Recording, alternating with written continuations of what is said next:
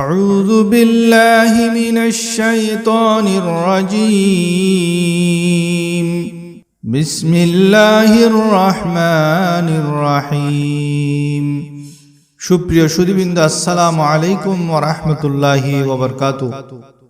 আজ আমি এমন একটি ওজিফার কথা বলবো যেই ওজিফাটি করলে বিশ্বনবী হযরত মুহাম্মদ সাল্লাল্লাহু আলাইহি ওয়াসাল্লাম কসম করে বলেছেন আপনার সম্পদ বৃদ্ধি পাবে। আল্লাহ তাআলা পবিত্র কোরআনে ঘোষণা দিয়েছেন আপনার সম্পদ দ্বিগুণ হবে। এটি এমন ওজিফা যার দ্বারা আপনার ধন সম্পদকে আল্লাহ তাআলা হেফাজত করবেন সারা বছর ব্যাপী। সব ধরনের দুর্ঘটনা থেকে আপনার সম্পদকে আল্লাহ তাআলা বাঁচিয়ে রাখবেন। ওজিফাটি বছরে একবার পালন করতে হয়, আর এর ফলাফল আপনি সারা বছর ব্যাপী ভোগ করতে পারবেন। একদিন হুজুর পাক সাল্লাল্লাহু আলাইহি ওয়াসাল্লাম এই ওজিফাটির ফজিলত বয়ান করছিলেন। হুজুর সাল্লাল্লাহু আলাইহি ওয়াসাল্লাম ফরমান, যে ওজিফাটি পালন করবে আল্লাহ তাআলা তার সম্পদের হেফাজত করেন। এই কথা এক ইহুদি শুনে সে নিজেই ওজিফাটি করল। অন্যান্য ইহুদিরা তাকে প্রশ্ন করল, তুমি কি মুসলমান হয়ে গেছো? সে জবাব দিল, আমি মুসলমান হইনি, বরং আজ মুহাম্মদ বলেছেন যে এই ওজিফাটি করে আল্লাহ তার মাল হেফাজত করেন। আমার কিছু মাল সিরিয়া থেকে আসবে, আর আমি জানি এই সিজনে রাস্তায় আমার মালগুলি ডাকাতরা লুটে নিবে। যদি লুটে নেয় তখন আমি মুহাম্মদকে বলবো, হে মুহাম্মদ, আপনার কথা শুনে আমি এই ওজিফাটি করেছি, কিন্তু আমার মাল লুট হয়ে গেছে। এখন আপনি যা লুট হয়ে গেছে তার ফেরত দেন। এই কথা বলে আমি মুহাম্মদকে অপদস্থ করব। নাউজুবিল্লাহ। কয়েকদিন পর খবর এলো কাফেলার সব মালামাল ডাকাতরা লুটপাট করে নিয়ে গেছে। তখন সেই ইহুদি মুহাম্মদের কাছে খোলা তরবারি নিয়ে ছুটতে লাগলো। এমন সময় একজন ডাক দিল, হে ইহুদি, সকলের মাল লুট হয়েছে, কিন্তু তোমার মাল লুট হয়নি। ইহুদি শুনে অবাক, কারণ কি? তখন তাকে বলল, তোমার মাল বোঝাই উটটি পায়ে ব্যথা পেয়েছিল, তাই সেটি যখন ডাকাতি হচ্ছিল তখনও সেই স্থানে কাফেলার সাথে পৌঁছেনি। ডাকাতি করে তারা চলে যাওয়ার পর তোমার উট সহি সালামতে সেই রাস্তা দিয়ে চলে আসলো। এই কথা শুনে সেই ইহুদি মুহাম্মদ সাল্লাল্লাহু আলাইহি ওয়াসাল্লামের কাছে গিয়ে তার হাতে ইসলাম কবুল করে নিল।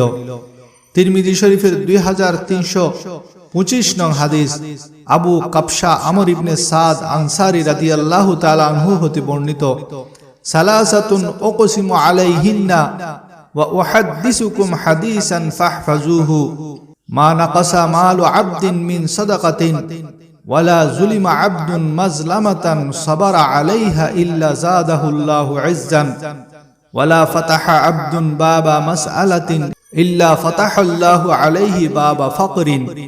নবী করিম সাল্লাল্লাহু আলাইহি ওয়াসাল্লাম ইরশাদ করেন, আমি তিনটি জিনিসের ব্যাপারে শপথ করছি এবং তোমাদেরকে একটি হাদিস বলছি, তা স্মরণ রাখবে, হেফাজত করবে। নাম্বার 1, কোনো বান্দার মাল সদকা করলে কমে যায় না। নাম্বার 2, কোনো বান্দার উপর কোনো প্রকার অত্যাচার করা হলে এবং সে তার উপর ধৈর্য ধারণ করলে আল্লাহ নিশ্চয়ই তার সম্মান বাড়িয়ে দেন। আর নাম্বার 3, কোনো বান্দা জানচার দুয়ার উদ্ঘাটন করলে, অর্থাৎ ভিক্ষার হাত বাড়ালে আল্লাহ তার দারিদ্রতার দরজা উদ্ঘাটন করে দেন, তার দারিদ্রতা বাড়িয়ে দেন। রাগিব ইস্পাহানি রহমতুল্লাহ আলাইহি লিখেন, যাকাতের একটি অর্থ হলো পাক করা, পবিত্র করা, আর আরেকটি অর্থ হলো বৃদ্ধি করা। অর্থাৎ যেই লোক যাকাত আদায় করে, সদকা করে, আল্লাহ তাআলা তার মাল ও দৌলত বৃদ্ধি করে দেন। যেমন আল্লাহ তাআলা সূরা রোমের 39 নং আয়াতে ইরশাদ করেন, আউযু বিল্লাহি মিনাশ শাইতানির রাজীম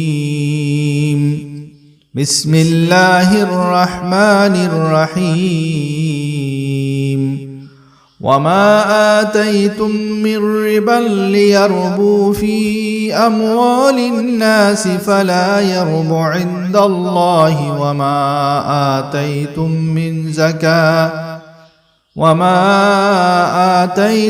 من زكاة تريدون وجه الله فأولئك هم المضعفون। অর্থাৎ মানুষের ধন সম্পদে তোমাদের ধন সম্পদ বৃদ্ধি পাবে, এই আশায় তোমরা সুদে যা কিছু দাও আল্লাহর কাছে তা বৃদ্ধি পায় না। পক্ষান্তরে আল্লাহর সন্তুষ্টি লাভের আশায় পবিত্র অন্তরে যারা দিয়ে থাকে অতএব তারাই দ্বিগুণ লাভ করে। সুতরাং এতক্ষণে আপনারা হয়তো বুঝতে পেরেছেন আজকের ওজিফাটি হলো সদকা করা, যাকাত দেয়া। আপনার কাছে যদি নিসাব পরিমাণ মাল থাকে তার 2.5% যাকাত যদি বছরান্তে দান করেন তাহলে নবীজি কসম করে বলেন আপনার সম্পদ বৃদ্ধি পাবে, আপনার সম্পদ নিরাপদে থাকবে। আগামী রমজান আসার আগেই নিজের সম্পদের যথাযথ হিসাব করে রমজানের মধ্যেই যাকাত দিয়ে দিন, তাহলে 70 গুণ সওয়াব আপনি বেশি পাবেন ইনশাআল্লাহ। যেই দোয়াটির ব্যাপারে আল্লাহর পেয়ারা হাবিব সাল্লাল্লাহু আলাইহি ওয়াসাল্লাম এমন কিছু ফায়দার কথা বলেছেন যে ফায়দাগুলো শুনলে কোনো বুদ্ধিমান লোক, কোনো মুসলমান এই দোয়াটি পাঠ করা থেকে বিরত থাকতে পারে না। সে যদি বোকা হয়, নির্বুদ্ধি হয়, তাহলেই সে এই আমলটি করা থেকে বিরত থাকবে, এই দোয়াটি পাঠ করা থেকে বিরত থাকবে।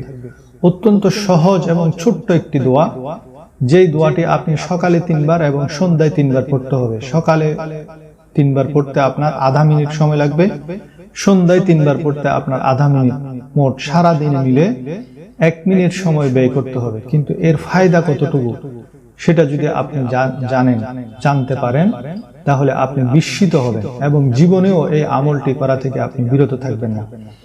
এই দোয়াটির প্রথম যে ফায়দা সেটা হলো, যখনই আপনি এই দোয়াটি পাঠ করবেন আপনার জবান থেকে এই দোয়াটি বের হবে, সাথে সাথে আপনার জীবনের সমস্ত গুনাহ পবিত্র হয়ে যাবে, সমস্ত গুনাহ পাক সাফ হয়ে যাবে, পরিষ্কার হয়ে যাবে।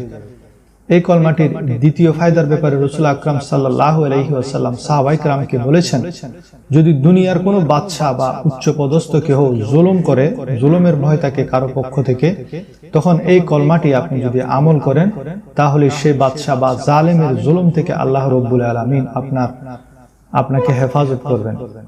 তৃতীয় ফায়দা হলো যে সকালে সন্ধ্যায় 3 বার করে এই কলমাটি পড়ে নিবে, সে এত বড় খুশনসিব লোক হবে যেদিন কেহ কারো উপকারে আসবে না।